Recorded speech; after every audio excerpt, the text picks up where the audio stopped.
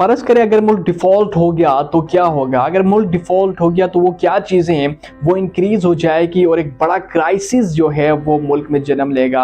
और अगर फ़र्ज़ करें मुल्क डिफ़ॉल्ट हो गया तो उस सूरत में हम कैसे एक नॉर्मल ज़िंदगी जी सकते हैं, वो क्या 2-3 टिप्स मैं आपको देने वाला हूँ एंड ऑफ दिस वीडियो कि वो आप अपना के एक डिफ़ॉल्ट होने की सूरत में भी आप एक नॉर्मल ज़िंदगी जी सकते हैं। आजकल एक मीडिया रिपोर्ट्स के मुताबिक ये आप देख के और मुल्क की जो इकोनॉमिक सिचुएशन है उससे आप देख के ये अंदाज़ा लगा सकते हैं कि कहीं ना कहीं मुल्क डिफ़ॉल्ट हो रहा है। डिफ़ॉल्ट का जो ख़तरा है वो अभी भी लटक रहा है। अगर आप मैं सबसे पहली रीज़न आपको बता दूं, अगर मुल्क डिफ़ॉल्ट हो गया तो क्या होगा। अगर मुल्क डिफ़ॉल्ट हो गया तो सबसे पहले जो डॉलर का रेट है वो दुगना हो जाएगा। फ़र्ज़ करें आजकल डॉलर का रेट है 270 के करीब है, तो वो 500 के ऊपर 500 के करीब हो जाएगा।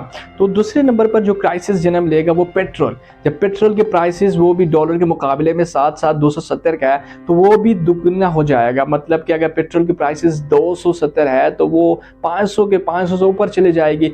तो ये क्राइसिस जन्म लेगा और पेट्रोल पंप्स जो हैं उन पे लाइनें लगेगी, पेट्रोल्स नहीं मिलेगा।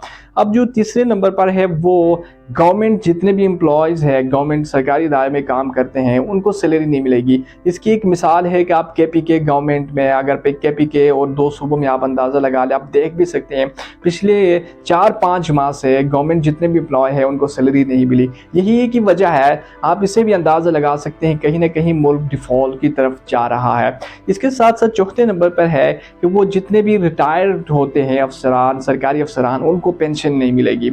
इसके साथ-साथ गवर्नमेंट जो जितनी भी गवर्नमेंट स्कीम है, कौमी बचत है, इसके अलावा और भी डिजिटल अकाउंट, ये सारे, इन पे जो प्रॉफ़िट है वो नहीं मिलेगा। अब इसमें हम शॉर्टेजेस के हवाले से बात करें कि सबसे पहला जो शॉर्टेज हमें सामना करना पड़ेगा पूरी पाकिस्तानी कौम को, वो शॉर्टेज ऑफ मेडिसिन। मेडिसिन जो है वो आपको बिल्कुल कहीं नहीं मिलेगी, शॉर्टेज हो जाएगी। जो चीज़ मेडिसिन में आपको चाहिए जिस टाइप की, वो आपको बिल्कुल नहीं मिलेगी। इसमें सबसे जो बड़ा मसला क्रिएट होगा, जो सारी अवाम की, जो पूरी कौम को एक एक झटका देगा, वो है फूड शॉर्टेज। ज़ाहिर बात है, इंसान को अपनी ज़िंदगी जीने के लिए फूड्स की ज़रूरत पड़ती है, तो उसकी शॉर्टेज होगी, वो नहीं मिलेगी तो वो एक मज़ीद एक बड़ा क्राइसिस पे जन्म लेगा।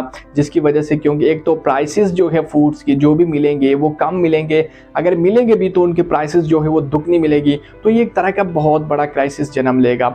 इसके साथ साथ जो आखिर में जो बड़ा मसला क्रिएट होगा वो ये हैगा कि आपको गैस नहीं मिलेगी, गैस का सबसे बड़ा इशू होगा। इसके साथ साथ जो है इलेक्ट्रिसिटी बिल्स जो आपको आएंगी, लोड शेडिंग होगा, बिजली जो आपको मुहैया की जाएगी उससे, मतलब कि अगर 24 घंटे में 12 घंटा आपको बिजली मिलेगी और उसके साथ साथ ये 16 घंटा बिजली मिलेगी या बिल्कुल नहीं मिलेगी, ये एक तरह का क्राइसिस है। जो ये तो वो रीज़न हो गई जो हमने आपको बताया कि यही वजह है कि मुल्क डिफ़ॉल्ट होने के करीब हो जाएगा। अब हम आपको बताएंगे कि वो क्या चीज़ें हैं, वो 2 स्टेप्स क्या है, वो इस हालात में हम वो अडॉप्ट करके कि हम नॉर्मल ज़िंदगी जी सकते हैं।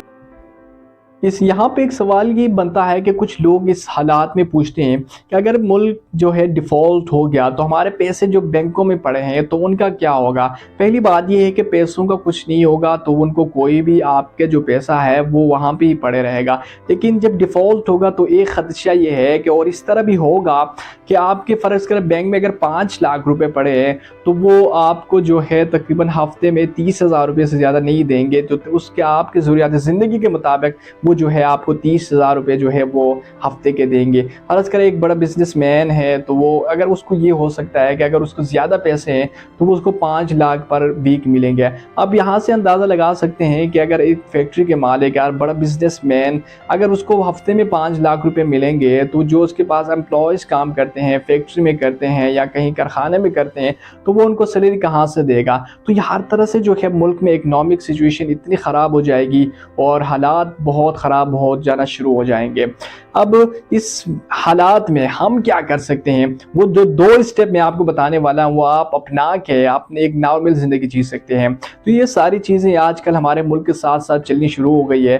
तो आप इसमें सबसे पहला काम ये कर सकते हैं, जो भी ग्रोसरी की आइटम्स है, जो ज़रूरत की जो चीज़ें हैं, जिसमें दालें हैं, जिसमें आटा है, बहुत सारी ऐसी चीज़ें हैं जो हमारी ज़रूरियात ज़िंदगी के लिए सबसे बड़ी ज़रूरत है, वो आप अभी से ही लेना शुरू कर दे। 2 माह के लिए, 3 माह के लिए आप उसको अंदाज़ा लगा के उस हिसाब से आप लेना शुरू कर दें। इससे सबसे बड़ा फ़ायदा ये होगा, एक तो ये चीज़ें ख़राब नहीं होनी, दूसरा ये है कि जब आप आजकल जिस प्राइस पे ले रहे हैं, अगर मुल्क डिफ़ॉल्ट हो गया, अगर पेट्रोल और डॉलर बढ़ता गया, तो उसके साथ-साथ इनकी जो प्राइसेस है वो दुगनी हो जाएगी। एक तो इनको प्राइसेस दुगनी हो जाएगी, उस वक़्त वो किसी को मिलेगा भी नहीं। तो इससे सबसे पहले ये फ़ायदा होगा कि आपके जो पैसे हैं, अगर आज आपने ₹200 पे लिया, तो वो कल को या आने वाले वक़्त में ₹400 हो सकता है, तो आपके ₹200 बच गए। इसी तरह आप अभी से ये कर सकते हैं कि आप जो ज़रूरियातें ज़िंदगी की जो अशिया है, वो सारे कुछ ज़रूरत के मुताबिक वो ख़रीद के 2 माह, 3 माह के लिए रख लें। तो इसी तरह ये एक बेहतर आइडिया है। इसी तरह आप अपना जो है नॉर्मल आप अपनी ज़िंदगी जी सकते हैं।